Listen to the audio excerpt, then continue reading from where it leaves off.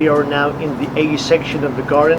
What happened to morning glory? Wall was cut down, now more than 95%, and it did only 5%. My wife came out, she said it was too big. She just cut another 90%, so there's no more morning glory. And we have our Mexican spinach that's growing quite nicely.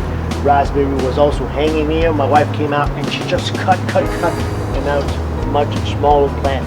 The raspberry season is finished, ladies and gentlemen, but we are lucky. We have some yellow raspberry because we bought it late and we planted late, so we have late raspberry. We're in the B section of the garden. The annuals are growing really nicely, growing big now.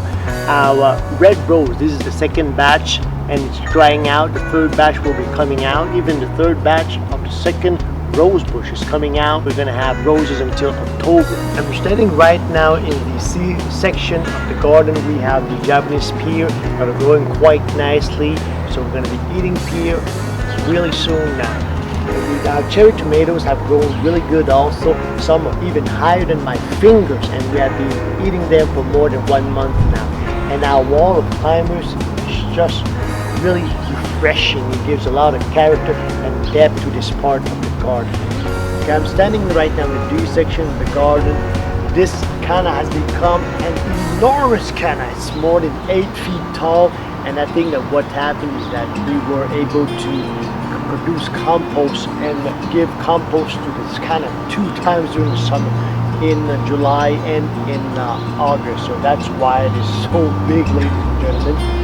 Our corn, we had some corn, and on one side all the squirrels came out and they ate everything, and on the other side I said one day that the next morning I would come out and harvest the corn. It was morning, I saw a squirrel on the corn it was eating. I ran out and I was able to save 1.5 corn. Let me tell you something, the corn were small but they were sweet, really good. And next year I know what to do. I will have to make a kind of barricade around the corn to be able to eat all the corns and not to leave the corn to the squirrel. We're now in our E section of the garden. The mandibilla is growing out quite nicely on this trellis. We have both of them, both sides. The Japanese pear, these pears are a little bit smaller, yellow skin. The reason why is that we had 5 plants of Lavateria I put at the base of the pear tree, and the roots came out under the containers and they rooted in the soil. So that's why they soak up a lot of food from the Japanese pear tree. But I took out some Lavateria. We have lots at the back, beside the pear tree, and at the front. So this garden here is just about height.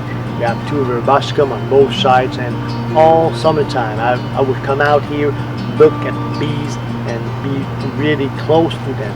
And the bees, they're not afraid, and they just come in and you look at them, and it's really nice to be that close to the bees. We're now in the F section of the garden. The annuals are growing so nice. It's so surprising how big these guys can get.